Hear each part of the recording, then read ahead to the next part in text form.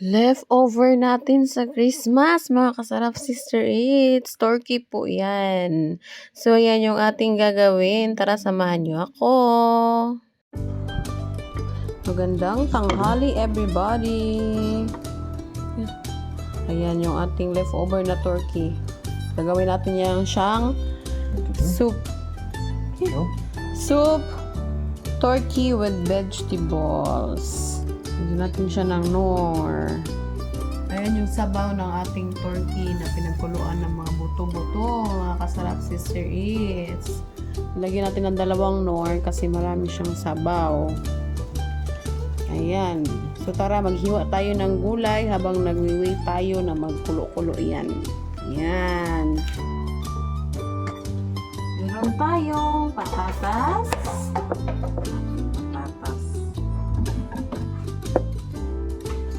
Ina natin yan siya ng malalaki. Ganyan lang siya size. Para sa ating turkey soup. Ito lang yung ating food for today. Hindi na tayo mag-rice kasi meron tayong maraming gulay.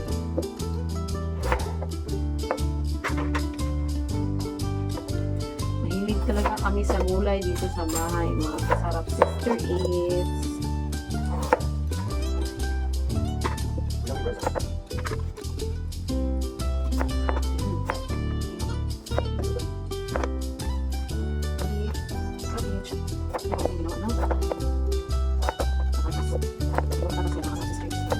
Nakasangay sa labas.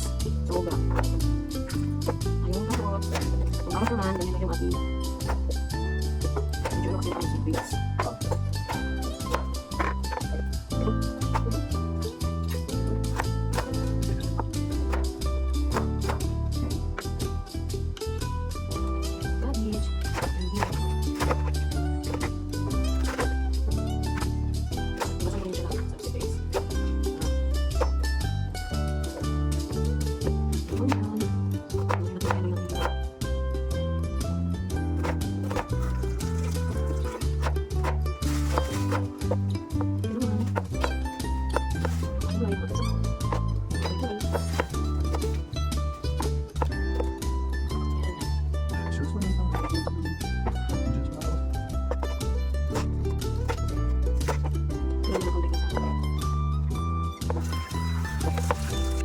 At ang ating gulay. Ayan. Ayun.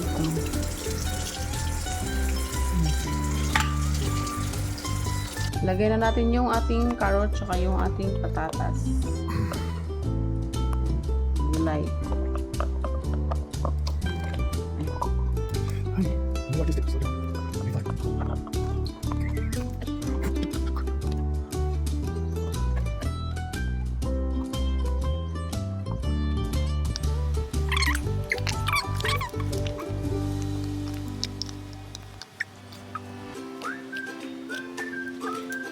Halo-haluin natin. Daming sabaw. Pero okay lang yan. Hintayin natin na kumulo-kulo yan.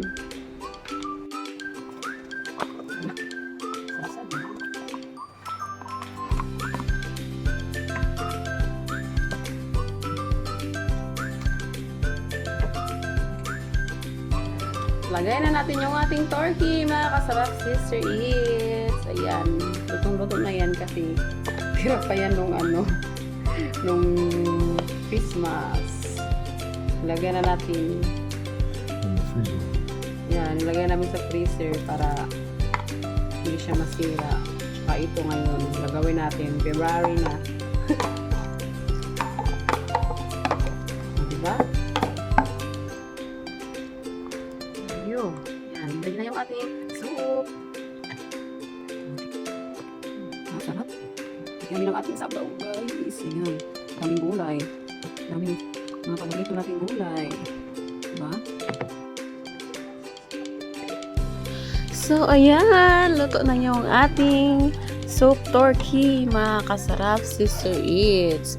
Ready na yan siya para sa ating pagkain for today. Pwede rin, kung may rice kayo dyan, pwede kayong kumain. Pero ako, ito lang yung kakainin namin for today.